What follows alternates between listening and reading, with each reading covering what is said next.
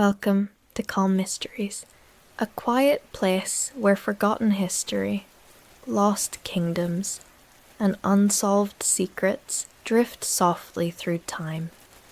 There is nothing you need to solve, nothing you need to remember. Just listen, relax, and let the past carry you gently into sleep. The final record of a vanished civilization. The dust settles differently in the high desert.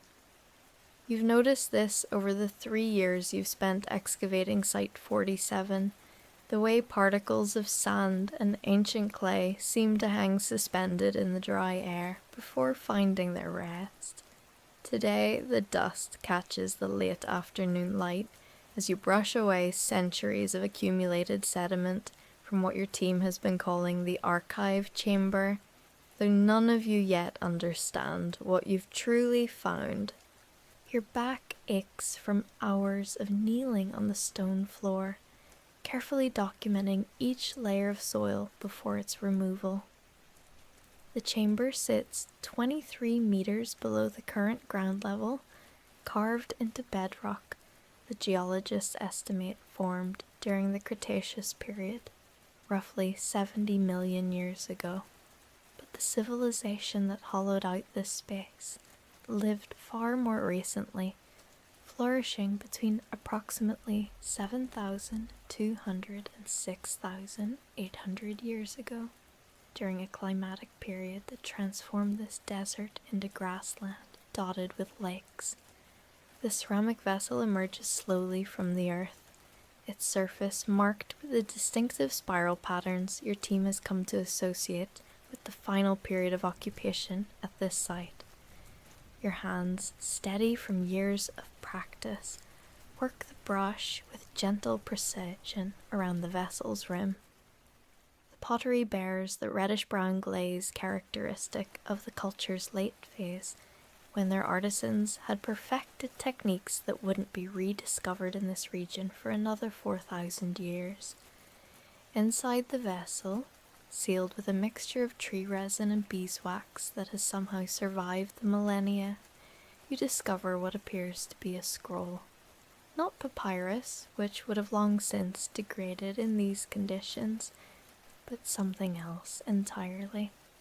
The material feels almost like leather, but possesses a subtle iridescence that shifts as you angle it toward your headlamp.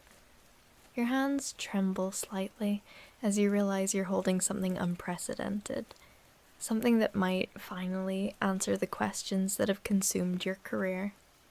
The civilization you've been excavating had no name that survived into the historical record. The cultures that eventually displaced them left no oral traditions, no legends, no whispered stories of the people who came before. You've named them the terrace builders, after the elaborate agricultural terracing that once transformed the surrounding hillsides into cascading gardens. At their height, you estimate their population reached somewhere between 80,000 and 120,000 individuals, spread across 17 major settlement sites and countless smaller villages. Then, approximately 6,800 years ago, they vanished. Not gradually, not through the slow decline that marks most civilizations' ends, but rapidly within a span of perhaps 2 or 3 generations. The question of why has driven archaeological debate for the past 40 years, ever since the first terrace builder sites were identified through satellite imagery that revealed the geometric precision of their buried cities. You carry the sealed scroll to the field laboratory, a climate-controlled tent that houses the expedition's most sensitive equipment. The conservation team gathers around as you carefully photograph the vessel from every angle, documenting its condition, its measurements, the precise pattern of its decorative elements. The scroll itself measures approximately 47 centimeters in length. When rolled, with a diameter of roughly 8 centimeters. Its weight suggests substantial content within.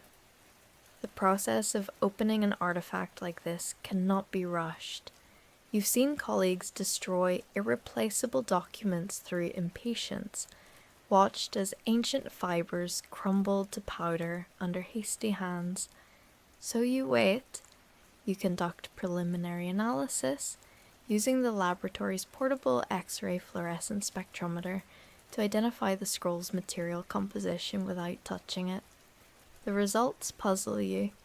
The material contains proteins consistent with animal hide, but also traces of elements that suggest some kind of treatment process unknown in any other archaeological context from this period.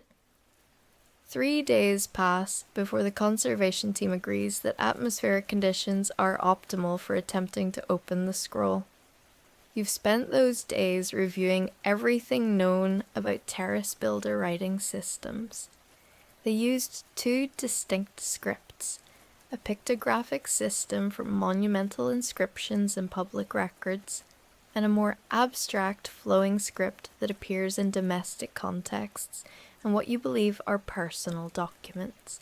Both remain only partially deciphered, despite decades of scholarly effort.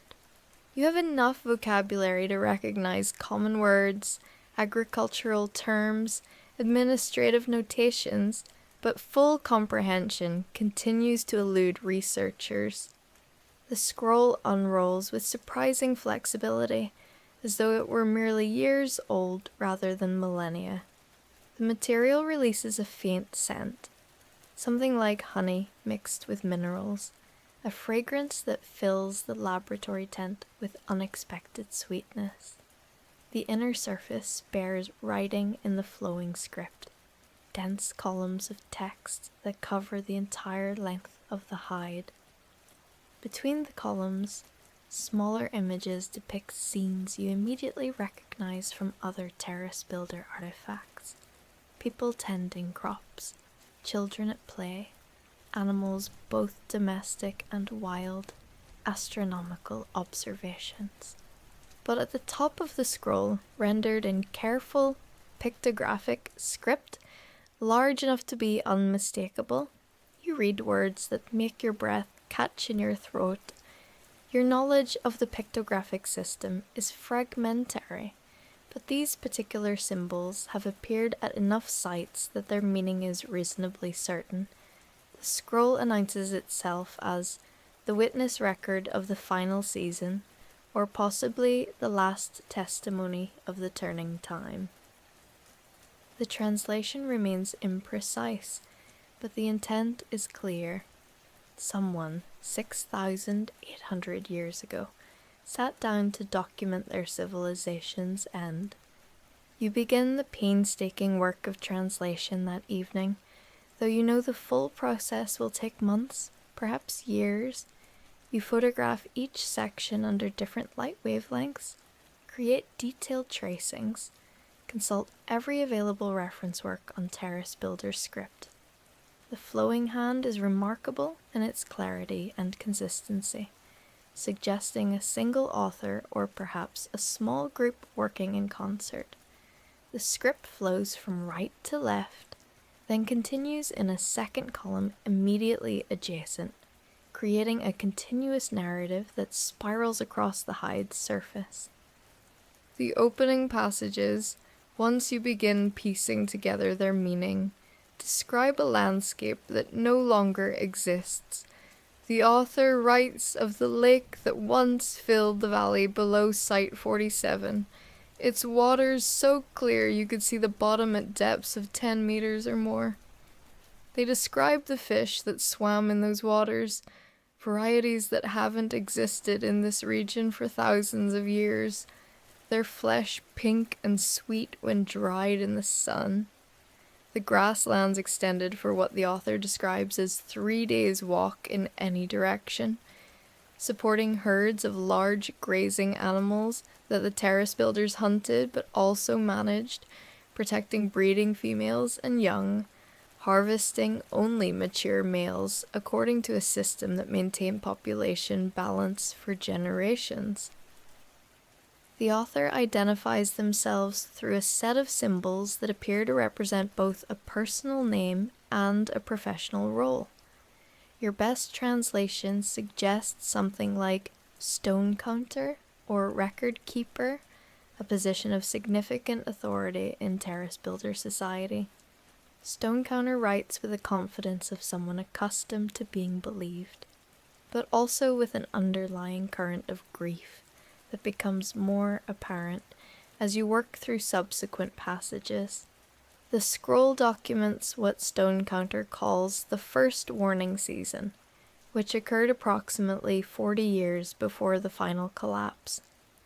The spring rains, which had arrived with reliable consistency for as long as the oldest members of the community could remember, came 3 weeks late that year. The delay caused disruption to planting schedules, but the terrace builders adapted. They had developed sophisticated water management systems, a network of channels, reservoirs, and underground cisterns that could buffer against temporary rainfall variations. The harvest that year fell short of typical yields by approximately 1/5, according to the careful accounting that Stone Counter's role required them to maintain. But the following year, the rains came 4 weeks late. The year after that, 5 weeks. A pattern emerged that Stone Counter and their fellow record keepers began to track with increasing concern. They compared rainfall records maintained across multiple generations, consulting stone tablets housed in what the scroll describes as the House of Seasons Past, a repository of meteorological and agricultural data that extended back at least 300 years. The declining precipitation fell outside any previously observed variation. The lakes began to recede, their shorelines retreating by meters each year. Stone Counter writes of the debates that consumed the community's leadership. Some argued for increased water conservation measures, stricter rationing, the abandonment of more water-intensive crops in favor of varieties that could tolerate drier conditions. Others advocated for expansion of the reservoir system, massive public works projects that would capture and store whatever precipitation did fall. A third faction suggested migration, moving the population to regions that remained wetter, though this would mean abandoning the elaborate terracing that represented centuries of accumulated labor and knowledge.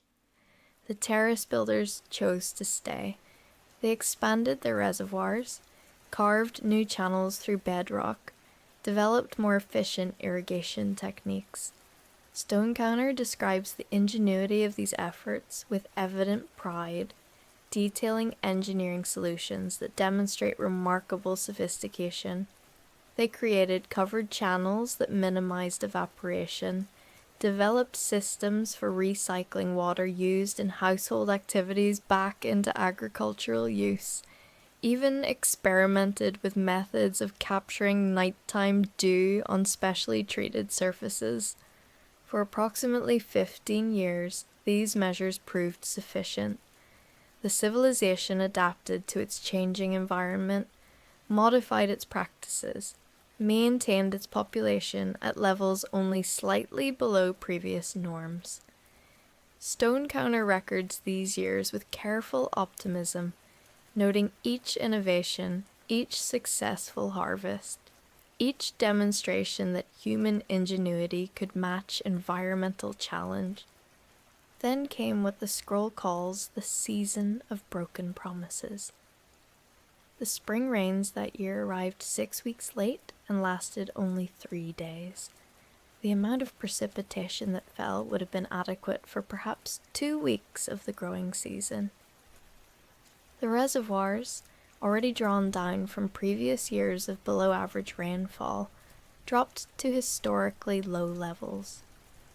The terrace builders harvested what they could from crops that withered in the fields, but the yield proved insufficient to feed the population through the coming year. Stonecounter writes of the first families to leave, groups of 20 or 30 individuals who departed for distant regions, rumored to still receive adequate rainfall.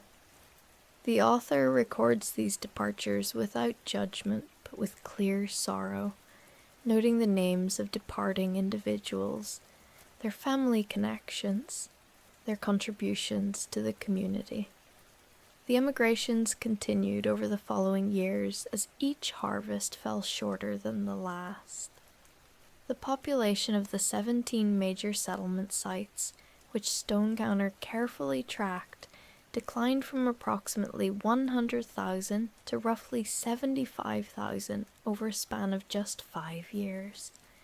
The remaining population consolidated, abandoning outlying villages, concentrating in the largest settlements where the most sophisticated water management infrastructure existed.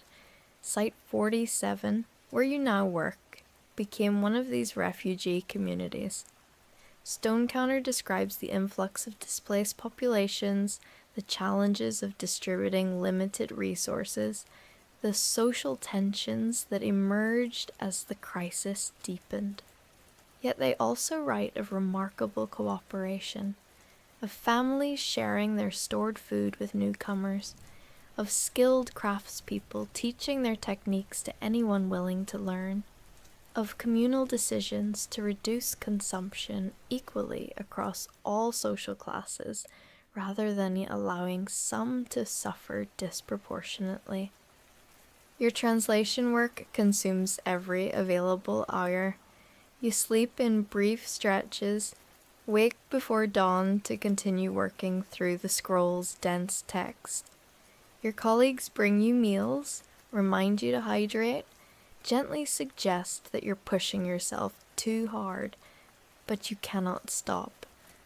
Stonecounter's voice, translated across nearly 7,000 years, speaks with such clarity and humanity that you feel a personal obligation to understand their testimony, to bear witness to their witnessing. The scroll describes the environmental changes in increasingly precise detail.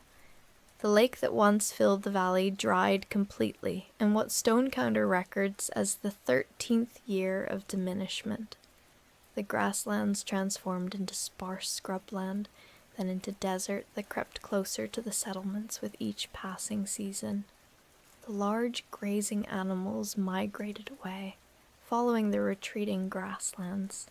The fish, obviously, disappeared with the lakes. The terrace builders' diet shifted toward increasing dependence on stored grains and drought-resistant crops that produced yields too small to sustain the population indefinitely. Stonecounter writes of the technological innovations that emerged from desperation. Artisans developed better clay vessels with tighter seals to prevent moisture loss. Farmers experimented with crop varieties from distant regions, seeking species that might thrive in the deteriorating conditions. The community's builders carved deeper wells, eventually reaching water tables 30 meters or more below the surface. Each innovation bought time, allowed the civilization to persist a few more seasons, but the fundamental problem remained unsolved, and increasingly appeared unsolvable. The scroll's middle section, which you reach after nearly 2 weeks of translation work, describes what Stonecounter calls the season of decision. The community's leadership convened an extended assembly that lasted, according to the text, 17 days and nights. All adults participated in the deliberations, which addressed a single question: should the remaining population attempt one final migration to distant lands, or should they remain and face whatever fate their homeland held? Stonecounter records the arguments with remarkable balance, presenting perspectives from across the ideological spectrum. Those favoring migration spoke of survival, of preserving the terrace builder knowledge and culture in new lands where they might thrive again. Those advocating for remaining emphasize the sacred relationship between the people and their territory, arguing that their identity was inseparable from the physical landscape they had shaped over centuries. Some suggested a compromise: send the young to distant regions while the old remained behind, ensuring both cultural continuity and honouring the ancestors buried in the local soil. The assembly ultimately decided that those who wished to leave should go with the community's blessing and support, while those who chose to remain would do so without judgment. Stone counter records that approximately 40% of the remaining population, roughly 30,000 individuals, departed over the following 2 years. The scroll lists the destinations various groups chose: coastal regions 300 kilometers to the west, river valleys to the north, mountain highlands to the east, where altitude brought cooler temperatures and more precipitation. Stone counter remained. They write of watching the departure caravans disappear into the heat shimmer of the desert, carrying with them seeds, tools, examples of the finest terrace builder pottery and metal work, copies of astronomical records and agricultural knowledge. The author describes experiencing contradictory emotions: grief at the fracturing of their society, hope that those departing might find new communities that would preserve some essence of terrace builder culture, relief that fewer mouths needed to be fed from dwindling resources. The population of Site 47 and the other remaining settlements stabilized at approximately 45,000 individuals. This smaller number proved more sustainable, at least temporarily, given the available resources. Stone counter writes of a period of relative calm that lasted approximately 3 years, a time when the remaining community found equilibrium with its harsh environment. People adapted to diets that would have seemed impossible a generation earlier, learned to thrive on minimal water consumption, developed new social practices suited to their altered circumstances. Stone counter describes daily life during these years with the attention to detail that makes your translation work both exhausting and deeply rewarding. They write of children who had never seen the grasslands their grandparents remembered, for whom the desert was simply reality rather than catastrophe. These children developed games suited to their environment, created art that reflected the austere beauty of stone and sand, rather than the verdant landscapes of earlier times. The author records these adaptations with something resembling cautious optimism, noting humanity's remarkable capacity for resilience. But the climate continued to deteriorate. The underground water tables that had sustained the remaining population began to fail. Wells that had reliably produced water for years went dry.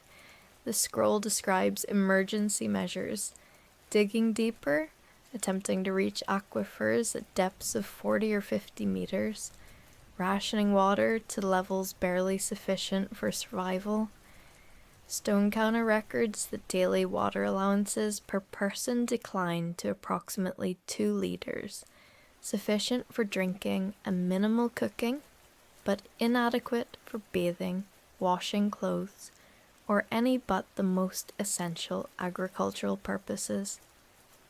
The community's gardens, those elaborate terraces that gave your archaeological culture its name, could no longer be maintained.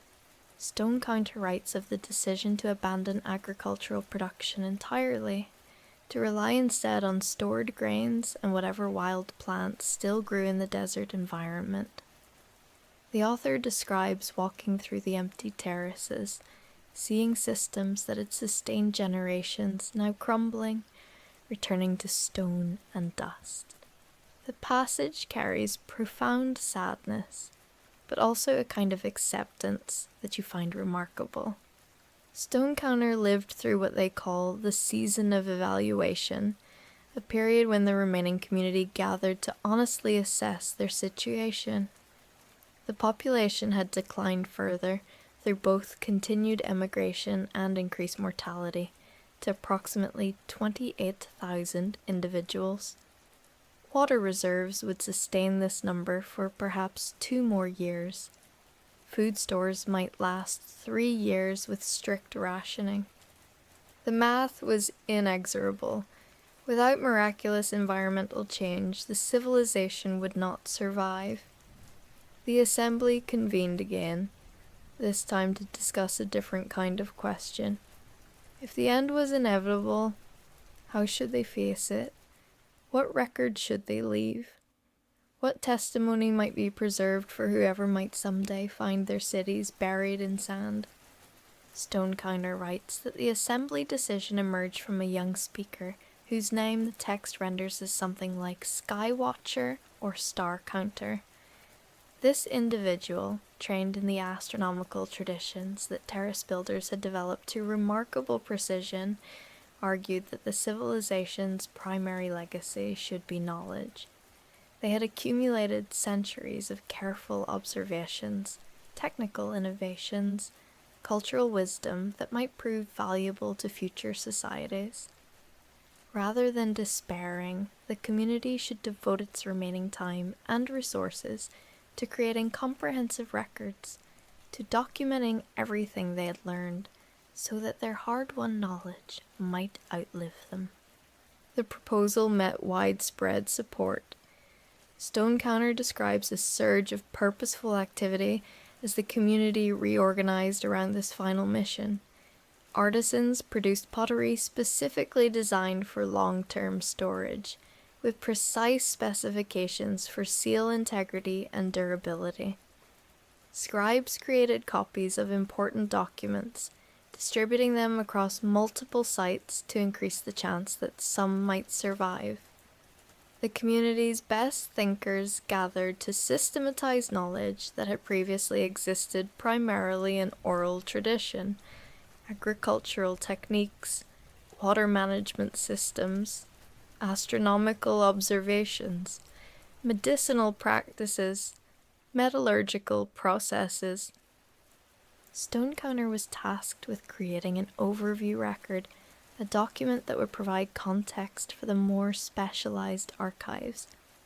The scroll you're translating represents their fulfillment of that assignment. The author writes of the responsibility weighing on them, the challenge of deciding what to include and what to omit when space and materials were limited.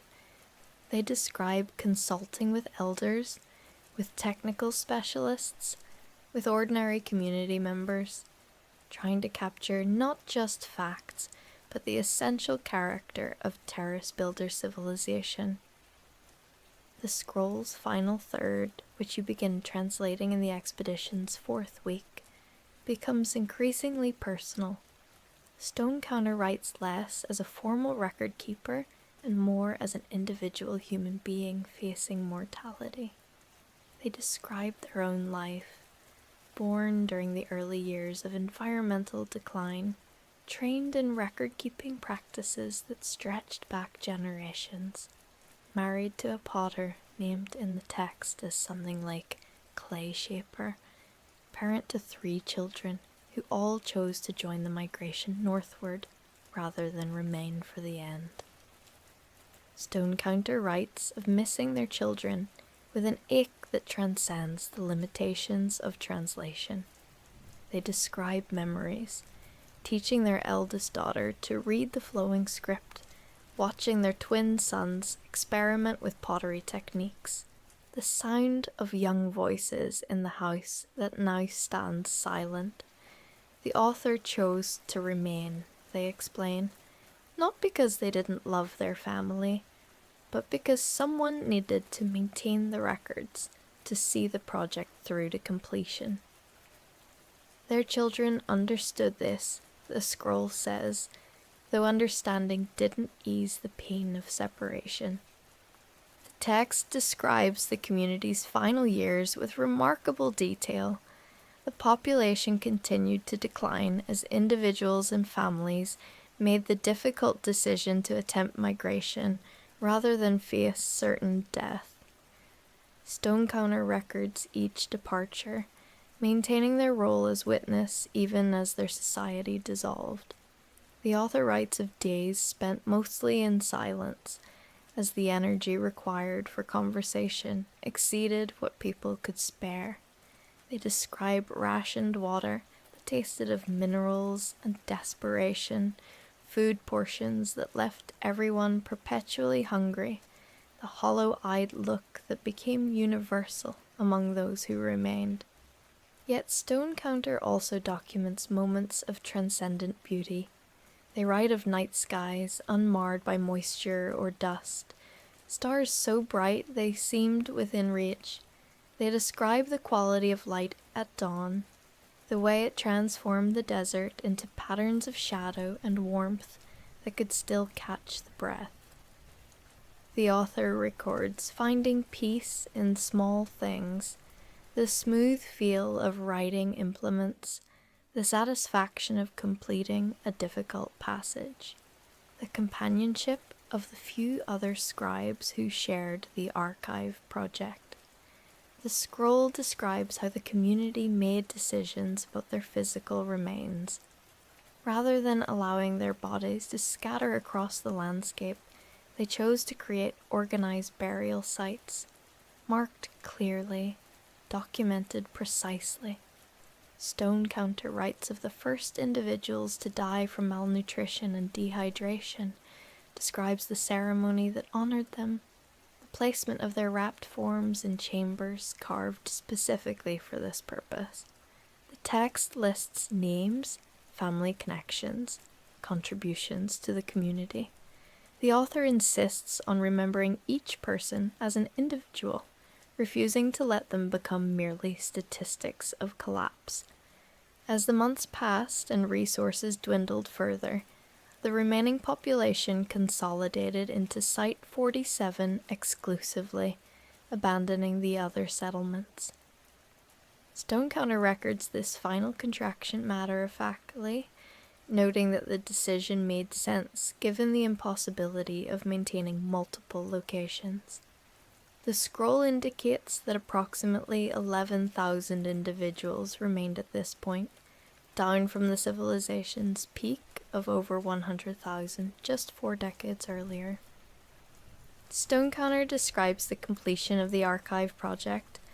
The final documents were sealed, placed in specially prepared chambers, marked with indicators that the author hoped would someday guide excavators to the knowledge they contained.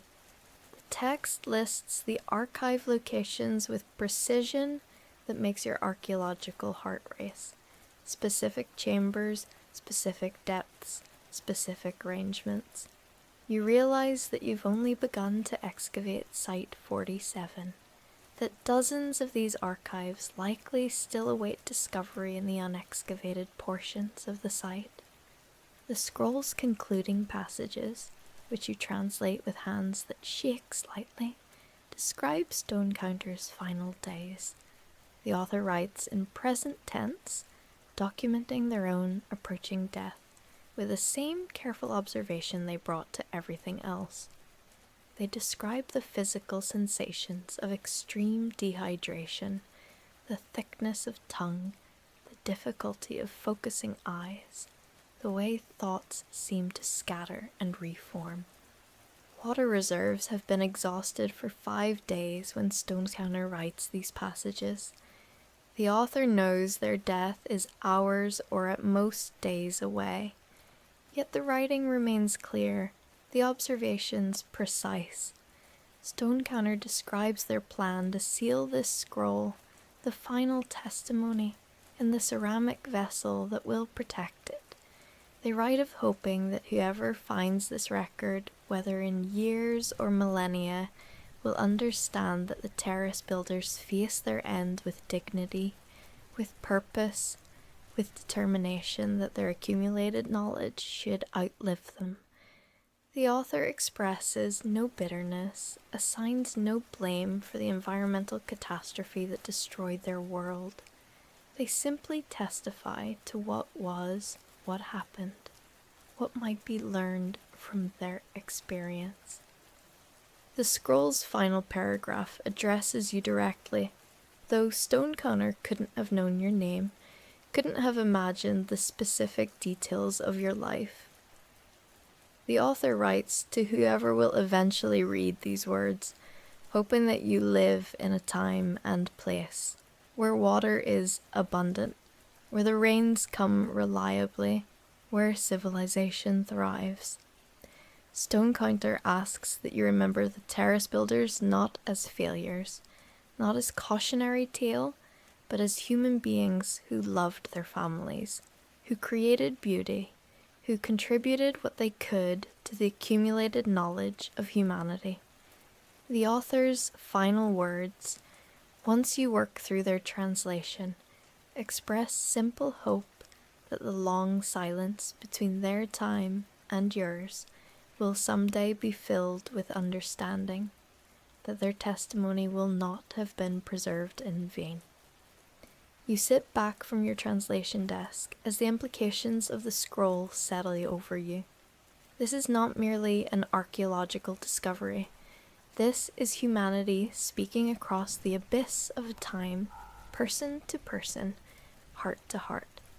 Stonecounter's testimony documents not just the collapse of one civilization, but offers insights into human resilience, adaptability, dignity in the face of inevitable loss. The scroll provides answers to questions your field has debated for decades, but it also raises new questions, deeper ones, about how we choose to face existential challenges. The following weeks transform the expedition. You bring in additional specialists, climate scientists who can contextualize Stonecounter's environmental observations, linguistic experts who can refine the translations, conservators who can ensure the scroll's preservation for future study. The ceramic vessel that contained the record, you discover, bears inscriptions on its exterior that you initially missed. These markings indicate that 23 similar vessels were prepared, each containing different aspects of terrace builder knowledge, hidden in locations throughout Site 47 and the surrounding territory. Your team begins systematic search for the other archives. The first 3 you discover contain technical documents, detailed instructions for terrace construction, astronomical tables tracking celestial movements over centuries, medical treatises describing treatments for common ailments. Each archive expands understanding of terrace builder civilization, fills gaps in knowledge, provides the kind of detailed information that allows researchers to reconstruct daily life with unprecedented accuracy. The 4th archive you find contains something different. This vessel holds multiple shorter documents, what appear to be personal testimonies from various community members. You find writings from a farmer describing the gradual failure of crops they had successfully grown for decades. A physician writes of treating increasingly severe malnutrition, of watching patients weaken and die, despite all available medical knowledge. A teacher documents the decision to close the community schools as families departed and resources became too scarce to maintain educational infrastructure. An artist describes creating final works, pottery and sculpture intended to demonstrate terrace builder aesthetic achievement for whoever might eventually excavate their cities. Each testimony offers another voice, another perspective on the civilization's final years. Together, they create a chorus that testifies to the complexity of societal collapse, the way large-scale catastrophe manifests in countless individual experiences. You read of marriages that endured despite impossible stress, of friendships that sustained people through hardship, of small acts of generosity and sacrifice that demonstrated humanity at its finest, even as civilization crumbled. One testimony particularly affects you. The author identifies themselves as a metal worker, trained in techniques for creating the bronze implements that terrace builders used for everything from agricultural tools to decorative objects. This metal worker, whose name translates roughly as fire turner, writes of the decision to stop producing practical items and instead focus their remaining resources on creating art. They describe the logic. With civilization's end approaching, practical tools served little purpose, but beauty could endure. Fire turner used their last supplies of copper and tin to create sculptures, decorative vessels, intricate jewelry, items whose only function was aesthetic. The metalworker writes of criticism they received for this choice. Some community members argued that resources should be devoted to survival efforts rather than art. Fire Turner responds in the testimony that survival was already impossible, that the question was not whether they would die, but what they would leave behind. They write that humans are not merely survival machines, but beings who create meaning, beauty, significance, beyond mere existence. In choosing to make art rather than tools, Fire Turner argues, they were affirming the essential humanity that defined terrace builder civilization at its best. You find yourself thinking about Fire Turner's argument as you continue excavation work. The bronze objects your team has discovered in previous seasons, pieces you catalogued as decorative items of unknown significance, suddenly make sense as deliberate legacy, chosen testimony of a civilization determined to be remembered for its achievements rather than its collapse. You handle these artifacts differently now, with a kind of reverence that goes beyond normal archaeological care. Each piece represents someone's conscious decision about how to spend their final days, what final statement to make about the value and meaning of their culture. The fifth archive contains what Stone Counter's scroll described as the astronomical records. These prove extraordinary in their precision and scope. Terrace builder astronomers had tracked not just obvious celestial phenomena like lunar phases and planetary movements, but subtle variations in stellar positions that allowed them to detect long-term cycles invisible to casual observation. The records span approximately 400 years of continuous observation, creating data sets that modern astronomers find valuable for understanding historical climate patterns and celestial mechanics. One section of the astronomical archives addresses what Stone Counter called the sky change question. Terrace builder astronomers had noticed that certain star clusters appeared to shift position over generations, moving in ways that existing theories couldn't explain. Modern astronomy would eventually identify this as proper motion, the actual movement of stars through space, but the terrace builders observed this phenomenon thousands of years before European astronomers would rediscover it. The ancient astronomers couldn't fully explain what they observed, but they documented it carefully, preserved the observations, trusted that future societies might have the tools to understand what remained mysterious to them. This pattern repeats across the archives. The terrace builders encountered numerous phenomena they couldn't fully explain: biological processes in crop growth, meteorological patterns, metallurgical transformations. Rather than inventing comfortable myths or abandoning inquiry, they documented observations precisely, described what they saw and measured, and explicitly noted the limits of their understanding. The archives contain passages that essentially say, We do not know why this occurs, but we have observed it consistently, and we trust that those who come after us may find explanations. We find this intellectual humility remarkable, especially given the crisis the civilization faced.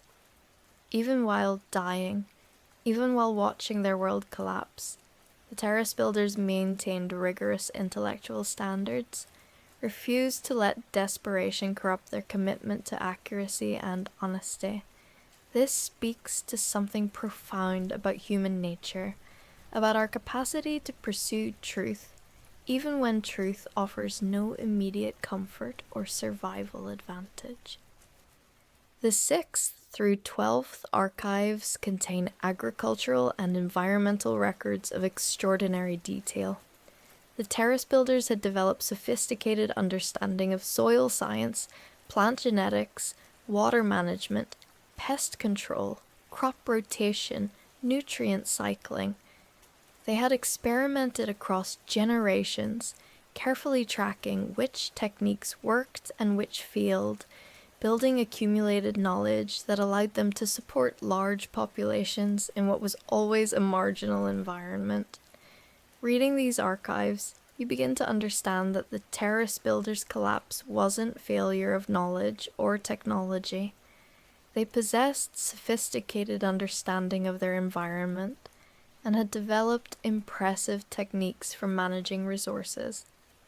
Their collapse resulted from environmental change that exceeded their capacity to adapt, from a climate shift so rapid and severe that even their considerable knowledge and technology couldn't compensate. This distinction matters. The terrace builders did not fail through ignorance or incompetence. They failed because the physical conditions required for their civilization's survival ceased to exist. The 13th archive contains what might be the most historically significant discovery of your career. This vessel holds copies of communications between Site 47 and the migrant groups that had departed in the civilization's final years. The terrace builders had developed a long-distance communication system, using runners who could cover enormous distances, carrying messages between separated populations. These communications continued for approximately 5 years after the major migrations, creating a dialogue between those who stayed and those who left. The migrants' messages describe their journeys, the challenges of establishing new settlements, the difficulty of adapting terrace builder techniques to unfamiliar environments.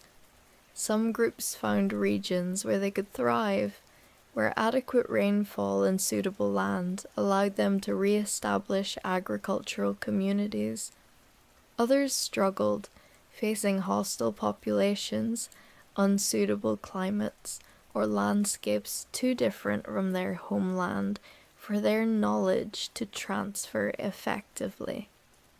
The communications provide the first evidence of what happened to those who left, answering questions that have haunted researchers since the terrace builders were first identified as a distinct culture. Several messages describe the guilt migrants felt at leaving, the anguish of surviving while knowing those who remained faced certain death. The responses from Site 47, likely written by stone counter or other record keepers, consistently reassure the migrants that they made reasonable choices, that their survival honored rather than betrayed those who stayed.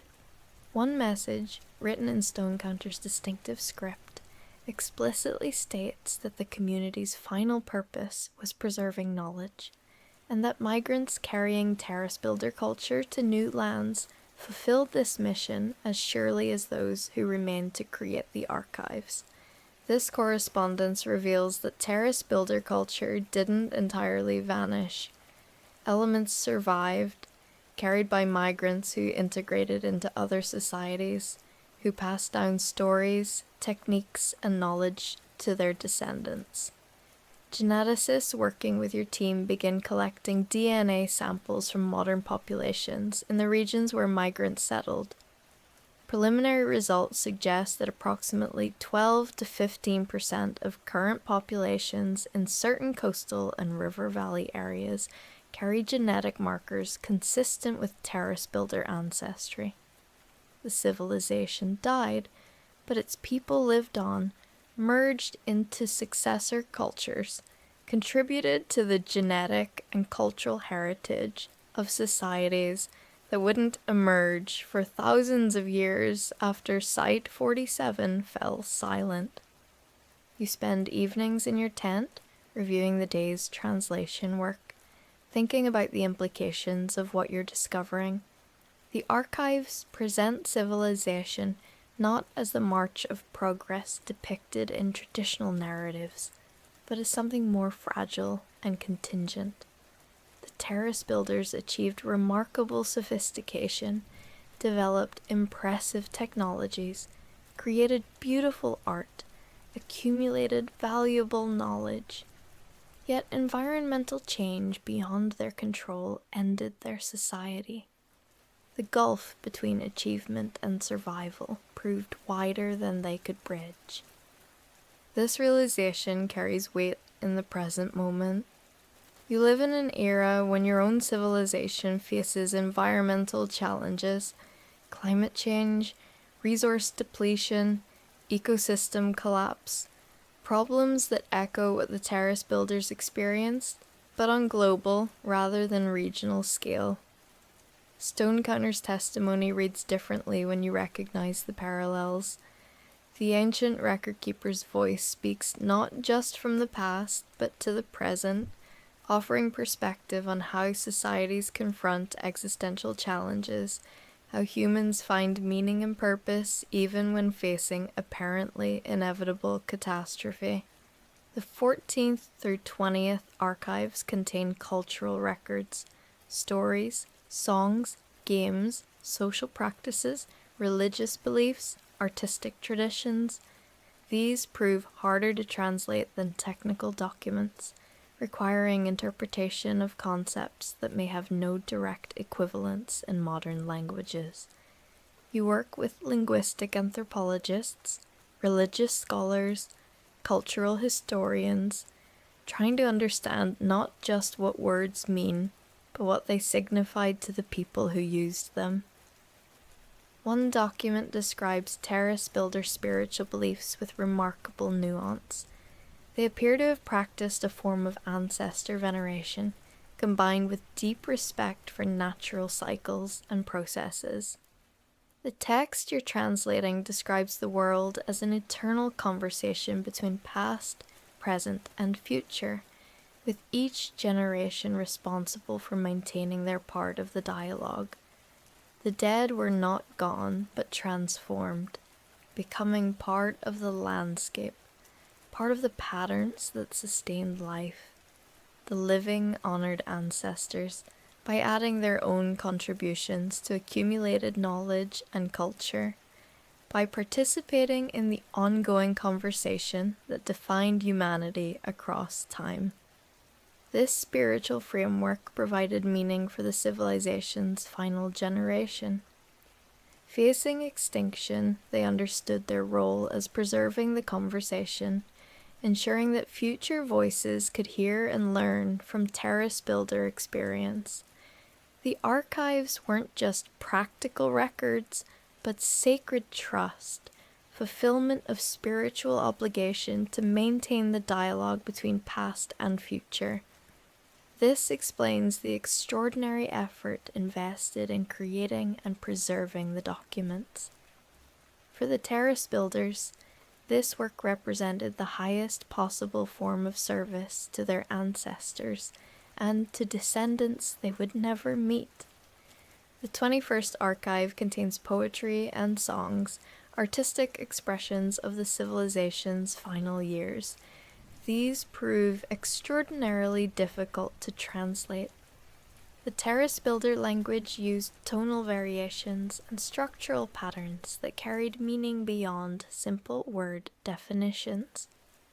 working with linguists and musicians, you attempt reconstructions that capture some essence of the originals, though you recognize that true comprehension may be impossible across such temporal and cultural distance. One song, performed at ceremonies honoring those who chose migration, speaks of rivers finding new paths when old channels run dry, of seeds that must travel far from parent plants to find soil where they can grow.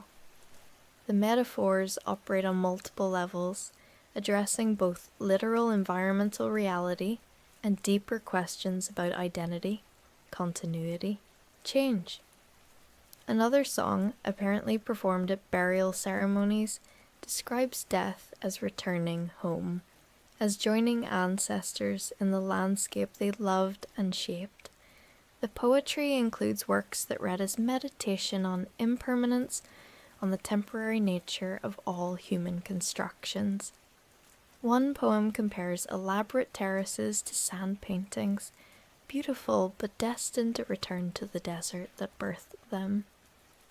The author finds comfort rather than despair in this impermanence, suggesting that the value of creation lies in the act itself rather than eternal preservation. This philosophical stance apparently helped the final generation find meaning in documenting knowledge, even while knowing their civilization would not survive to use it. The 22nd archive holds children's materials, teaching aids, story collections, games and puzzles designed to educate while entertaining. These items carry particular poignancy, given that they represent investment in a future that the civilization's final generation knew would not come.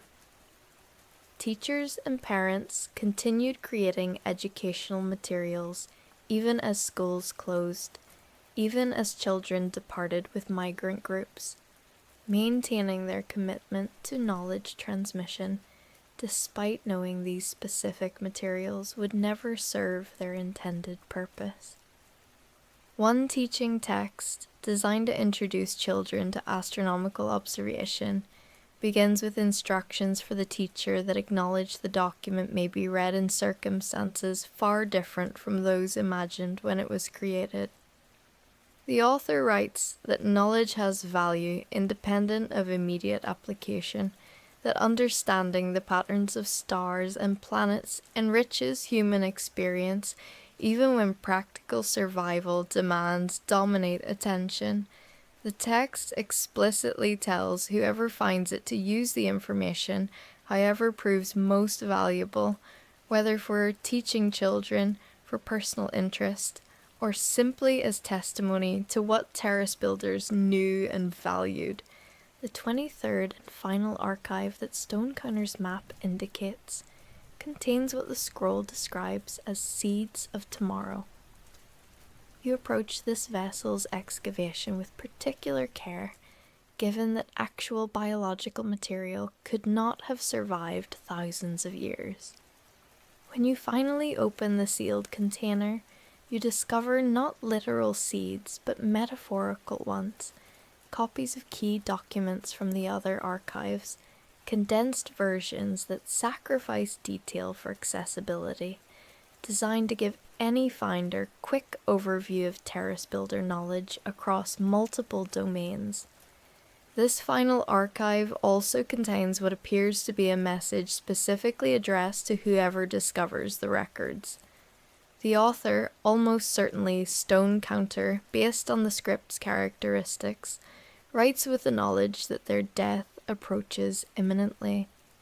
They describe finishing this final vessel with the last of their strength, sealing it with hands that shake from weakness. The message expresses Stonecounter's hope that the archives fulfill their purpose, that the knowledge preserved proves valuable to whoever finds it, that the effort of the civilization's final years achieves the meaning and purpose that justified it. Stonecounter writes of accepting death without fear, finding peace in the completion of their life's work. They describe looking forward to joining ancestors, to becoming part of the landscape they loved, to participating in the eternal patterns that transform death into new forms of existence. The author's final paragraph expresses gratitude for life, for the privilege of learning and recording, for the community that trusted them with this responsibility, for the opportunity to speak across time to whoever reads these words. The message ends mid-sentence. Stonecounter apparently died while writing, their final words literally trailing off into silence. You examine the original document for long minutes, seeing where the flowing script becomes less controlled, where the dying hand struggled to maintain precision, where life ended and the pen or brush fell away. This document represents the absolute last testament of terrace builder civilization, the final voice speaking from the dead city. Over the following months, your team completes excavation of the areas Stonecounter's map indicated.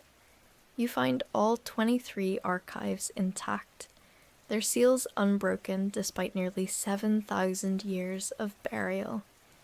The preservation represents remarkable achievement by the terrace builders' final generation, testament to their engineering skill and determination.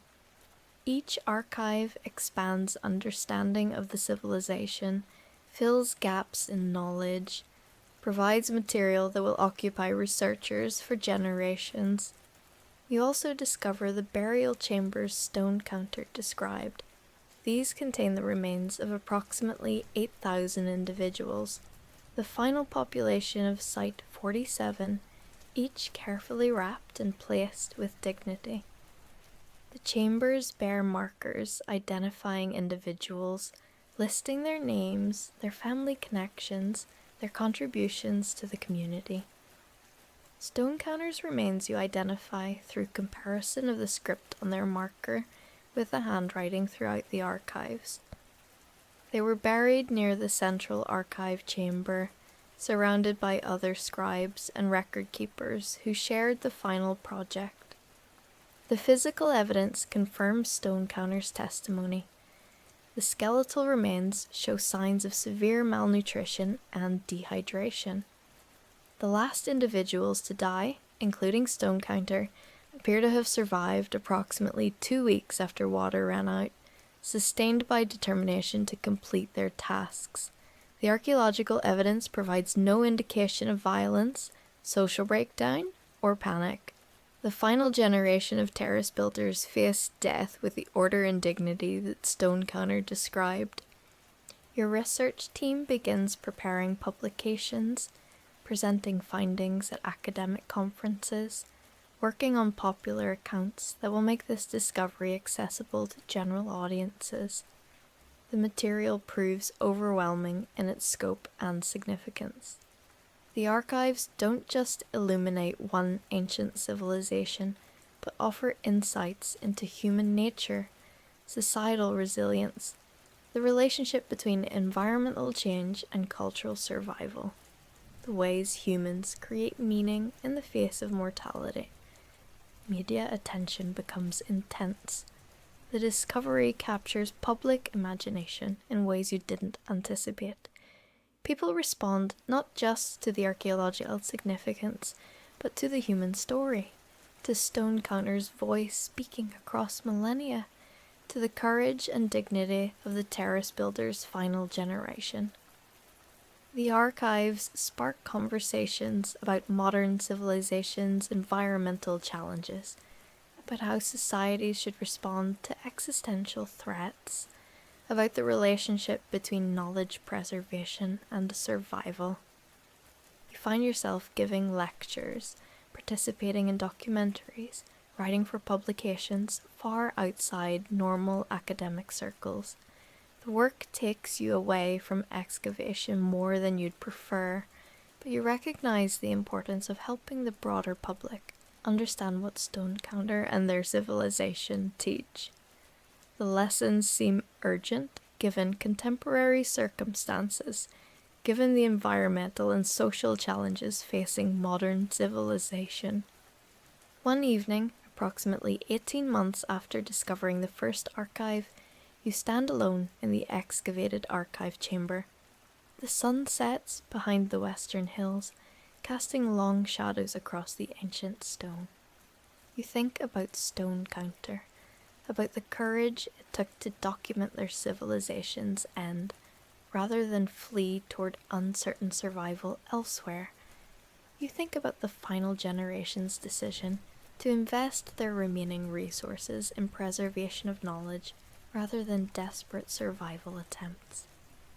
The chamber walls bear traces of the frescoes that once covered them, faint remnants of images depicting daily life in the civilization's prime. Markets bustling with activity, terraces green with growing crops, lakes full of fish, children at play in grasslands now buried under meters of sand. These images survive only as ghosts, pigments too faded for clear identification, but their existence testifies to the terrace builders' determination to surround themselves with memory, even in their final refuge. You run your hands over the stone where the ceramic vessels were stored, feeling the smoothness that terrace builder masons achieved without power tools, without the technology modern civilization takes for granted. The craftsmanship impresses even now, the precision of joints that have held for nearly 7,000 years, the careful engineering that kept the chamber dry and stable, despite cycles of temperature change and occasional seismic activity. Outside, the desert extends in all directions, transformed by the setting sun into patterns of orange and purple and deep shadow. This landscape killed the terrace builders, destroyed their civilization through the simple mechanism of removing the water their society required. Yet the desert also preserved their testimony, kept their archives safe through millennia, maintained conditions that allowed ceramic and treated hide to survive when almost any other environment would have destroyed them. The relationship between land and civilization proves more complex than simple opposition suggests. You think about the migrants, about the terrace builder descendants who survived by abandoning their homeland, by carrying what they could to distant regions and building new lives in unfamiliar circumstances. The DNA evidence suggests some of those migrants' descendants still live in regions surrounding the ancient terrace builder territory. Modern populations in coastal villages and river valley towns carry genetic echoes of the civilization that collapsed nearly 7,000 years ago. This discovery prompted you to arrange meetings with representatives of these communities, sharing what you've learned about their possible connection to the ancient culture. The conversations prove complex. Some communities embrace the connection eagerly, finding meaning in ancestral ties to sophisticated civilization that preceded them by thousands of years. Others remain skeptical, pointing out that genetic admixture doesn't necessarily create cultural continuity, that modern identity derives from recent history rather than deep past. One village elder, a woman whose DNA testing showed particularly high proportion of likely terrace builder ancestry, listened carefully to your presentation of the archaeological findings. After you finished, she sat silent for several minutes before responding.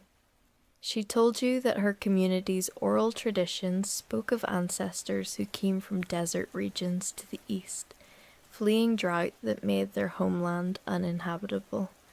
The stories describe people who brought knowledge of terrace farming, water management, astronomical observation, pottery techniques superior to those practiced by the communities they joined. The elder's testimony provided unexpected confirmation of the migrant communications you'd discovered in the archives. Her ancestors had indeed descended from terrace builder migrants, had maintained some cultural memory across nearly 7,000 years of history. The oral traditions proved fragmentary, mixed with elements from other sources, transformed by countless retellings across hundreds of generations. But core elements survived. Memory of drought-driven migration, of superior technical knowledge brought from the East, of ancestors who honored those left behind by preserving and transmitting what they knew. She asked whether your team had discovered information about specific individuals, particular families who departed during the migration period. You consulted your translations of the communication records, found several messages that appeared to originate from migrants who settled in the coastal region where this village now stood. The names and family connections you read to the elder didn't match anything in her community's oral traditions. The gap of time proved too vast for such detail to survive. But she listened with attention that transcended academic interest, hearing across millennia from ancestors whose existence her traditions had preserved in generalized rather than specific form. The meeting affected you profoundly.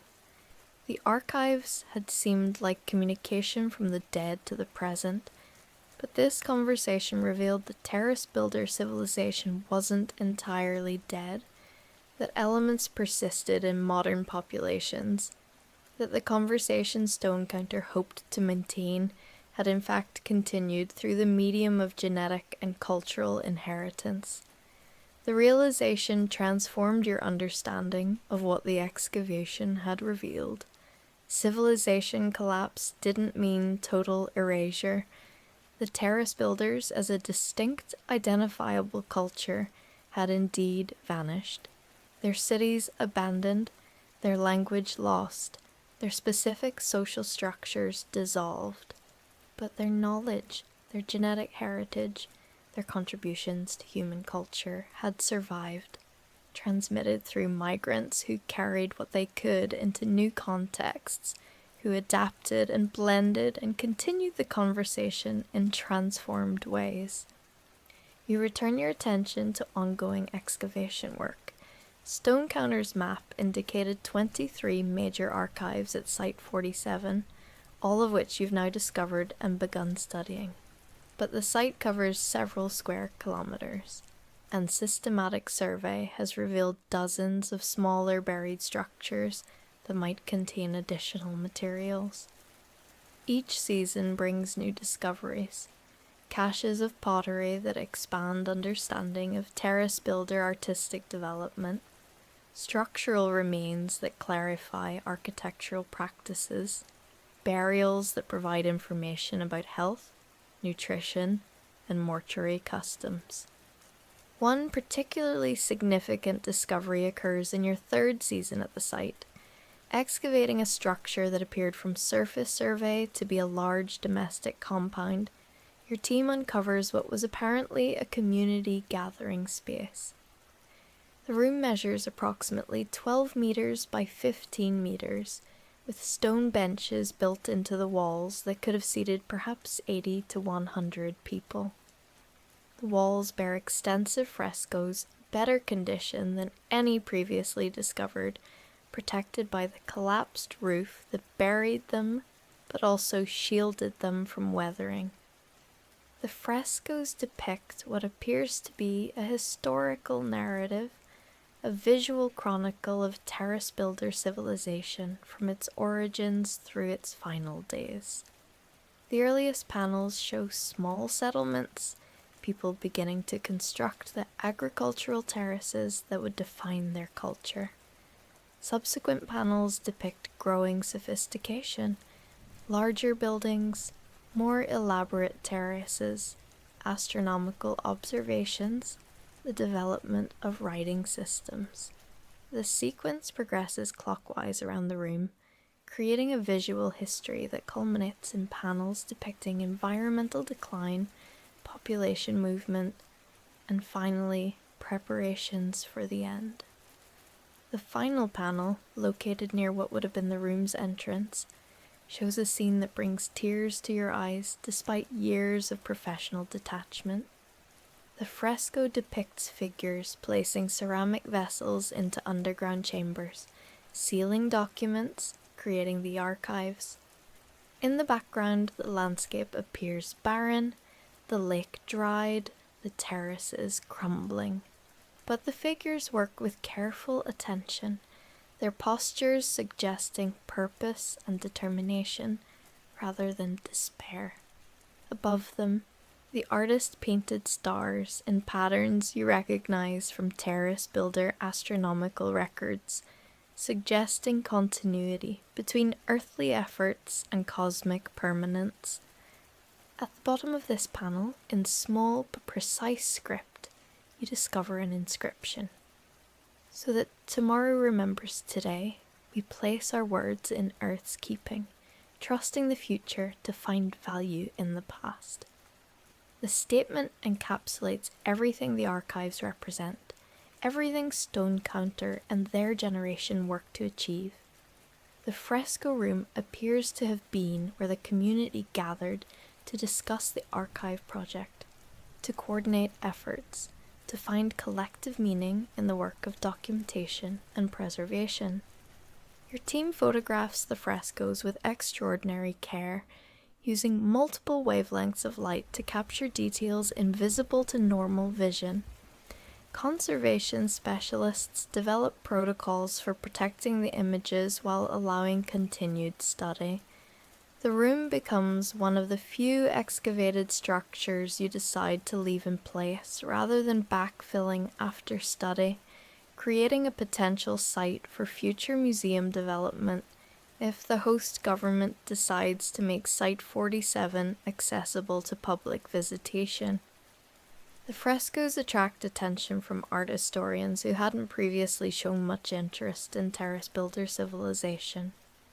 Their analysis reveals sophisticated artistic techniques, use of mineral pigments that wouldn't be rediscovered in the region for thousands of years, understanding of perspective and composition that parallels developments in art history occurring in other parts of the world during the same general period. The terrace builders emerge as not just technologically sophisticated, but artistically accomplished, adding another dimension to understanding of their culture. One art historian, examining high-resolution photographs of the final panel, notices something you missed. In the corner of the scene, barely visible, the artist included a self-portrait, a figure holding a brush, looking directly at the viewer, expression suggesting both sadness and determination. The self-portrait breaks the fourth wall, creates direct connection between ancient artist and modern viewer. Examination of the brush strokes and stylistic elements leads the art historian to conclude this may be the same artist responsible for several other significant frescoes discovered at Site 47. Dendrochronological analysis of the wood used in the room's roof structure, combined with radiocarbon dating, establishes that the building was constructed approximately 20 years before the civilization's final collapse. The frescoes were apparently added in stages, with the historical narrative panels created over several years as the archive project developed. The final panel, showing the archival work itself, was added last, perhaps in the civilization's final months. The artist who created it may have died shortly afterward, may even be buried in one of the chambers your team has excavated. This possibility leads you to examine burial markers more carefully, looking for individuals identified as artists or painters. You find several, but one in particular attracts your attention. The marker identifies an individual whose name translates as something like image maker or picture carver, buried with brushes and pigment materials, clearly someone whose art defined their identity. The burial dates to the final months of occupation based on stratigraphic position. This might be the fresco artist, the person whose self-portrait gazes across nearly 7,000 years directly into your eyes. You photograph the burial marker, the tools, the careful arrangement that honors the deceased's craft. Later, you place the photograph alongside an image of the fresco self-portrait. The comparison proves impossible to verify, but you choose to believe this was indeed the artist, that you found the person whose work documented the civilization's final chapter. The belief may be romantic rather than scientific, but it helps you maintain connection to these ancient people, to remember they were individuals with identities and skills and purposes, not just data points in archaeological analysis. As your fourth excavation season progresses, you begin working on a comprehensive synthesis of what the archives have revealed. The project will take years to complete, will require collaboration with dozens of specialists across multiple disciplines. But the outline takes shape. A detailed reconstruction of terrace builder civilization from its origins through its collapse, informed by the unprecedented documentary record Stone Counter and their generation created. The synthesis reveals patterns that resonate beyond the specific case of one ancient society. The terrace builders' rise coincided with favorable climatic conditions that made their environmental niche viable. They developed sophisticated adaptations to their circumstances, techniques that allowed them to thrive in conditions that remained stable for generations. But when environmental conditions shifted beyond the range their adaptations could handle, no amount of knowledge or technology could preserve their civilization in its existing form. This pattern repeats across human history.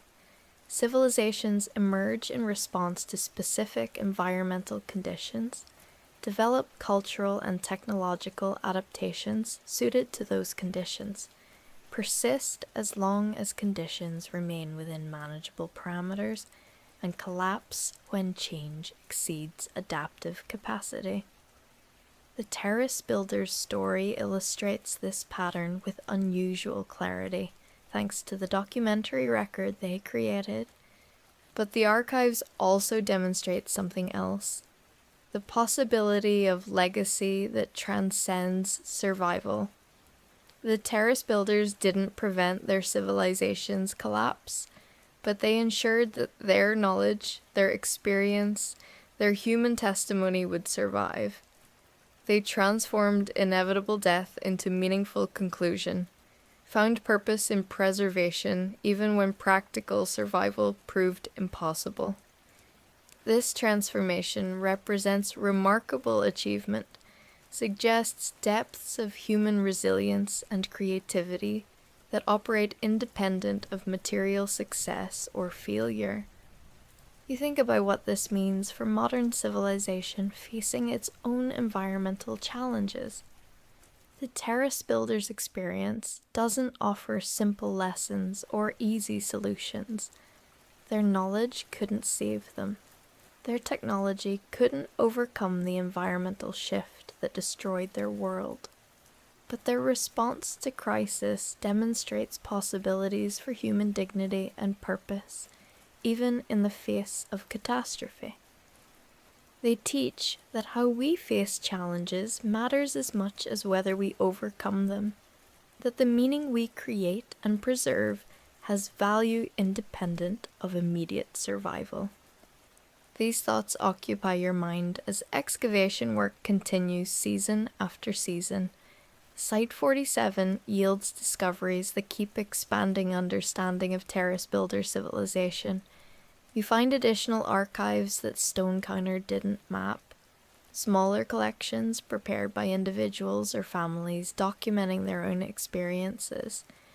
You discover workshops where artisans created the ceramic vessels used for archive preservation, find evidence of the careful testing and quality control that ensured containers would protect their contents across millennia. You excavate the house of seasons past that the stone counter mentioned, the repository where meteorological and agricultural records had been maintained across generations. The structure suffered damage when its roof collapsed, destroying some contents, but enough survives to reconstruct approximately 250 years of continuous data. The records show sophisticated understanding of statistical variation, careful tracking of anomalies, explicit notation of confidence levels in different types of observations. Modern climate scientists working with this data find it valuable for reconstructing regional climate history during a poorly understood period. The terrace builder observations fill gaps in the paleoclimate record, provide ground truth confirmation for models based on geological and biological proxies. The ancient record keepers, who couldn't have imagined the uses to which their data would eventually be put, contributed to scientific understanding thousands of years after their deaths. This fulfills Stone Counter's hope that the archives would prove valuable to future societies, that the effort of preservation would justify itself. Your career becomes increasingly focused on public communication of what the archives reveal. You write books for general audiences, produce documentary films, give public lectures in venues ranging from universities to community centers. The work exhausts you, but also fulfills a sense of obligation to Stone Counter, to the civilization that invested its final resources in speaking across time. They created these records hoping someone would listen. You found them, translated them, understood them. Now you work to ensure their voice reaches the widest possible audience, that their testimony achieves the impact they hoped for. The responses you receive from audiences surprise you.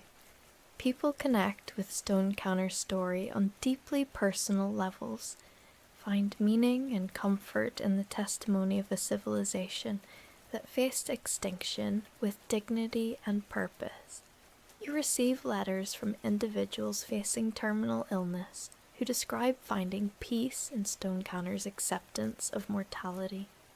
Climate activists cite the archives as evidence that environmental challenges require urgent response, while also demonstrating that human value persists even when particular civilizations fail. Educators use the materials to teach everything from ancient history to contemporary environmental science to philosophical questions about meaning and mortality. One letter particularly moves you. The writer, a teacher in a region where drought threatens agricultural viability, describes using Stone Counter's story with students struggling to imagine futures in landscapes their parents took for granted.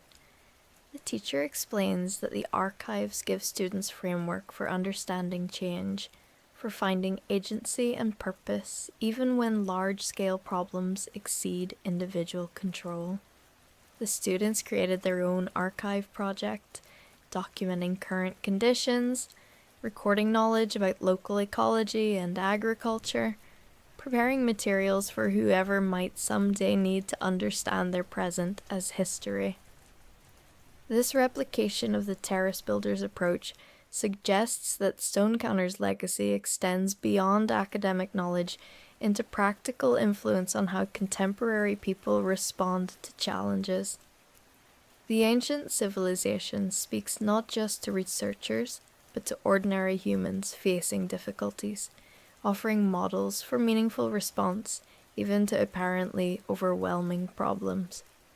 This impact validates the final generation's choice to invest in documentation rather than desperate survival attempts, confirms their intuition that preservation of knowledge and testimony would prove valuable across vast stretches of time. As the 10th anniversary of the original discovery approaches, you stand once again in the archive chamber. A decade of work has transformed understanding of terrace builder civilization from fragmentary knowledge based on material remains to detailed comprehension enabled by the documentary record. Dozens of researchers have contributed to this understanding, but the foundation remains Stonecounter's testimony, the careful work of documentation that the final generation completed in their dying days. The chamber has been partially reconstructed, its structure stabilized, lighting installed to allow researchers to work safely. The ceramic vessels that once held the archives now rest in climate-controlled museum storage, their contents digitized and available to scholars worldwide. But you insisted that one vessel remain in place, positioned where Stonecounter originally sealed it. That vessel, empty now, stands as memorial to the person who created it, to the civilization it represented, to the human capacity for creating meaning that transcends mortality. You place your hand on the vessel's surface, feeling the texture of clay shaped nearly 7,000 years ago by hands that knew they would never see this moment, but trusted it might eventually arrive. The gesture feels inadequate to express what you feel: gratitude, sorrow, wonder, connection across an abyss of time that both separates and joins you to Stonecounter. The ancient record keeper hoped someone would find and understand their testimony. You did. You listened. You heard. The conversation they worked to maintain continues. Outside the chamber, the desert extends toward horizons lit by stars Stonecounter observed and recorded. The landscape that destroyed terrace builder civilization also preserves their legacy, maintains the conversation they initiated with whatever future might exist beyond their comprehension. That conversation includes you, includes everyone who reads the archives, includes all humans grappling with questions about meaning, mortality, legacy, the relationship between knowledge and survival. You think about the migrants, about their descendants carrying terrace builder heritage into the present. You think about the knowledge preserved in archives, being studied and applied by modern researchers. You think about Stonecounter's words reaching across time to touch lives in circumstances the ancient author could never have imagined. The civilization died, but the people lived on, and their voice continues speaking to whoever will listen. The stars turn overhead in patterns the terrace builders mapped with impressive precision. The desert wind carries sand that once formed terraces, now return to landscape's embrace. Time flows forward, as it always has, carrying all human achievement toward eventual dissolution. But within that flow, moments of connection persist, person to person, past to present, mortality to meaning. Stonecounter spoke. You heard. The conversation continues. Tomorrow remembers today.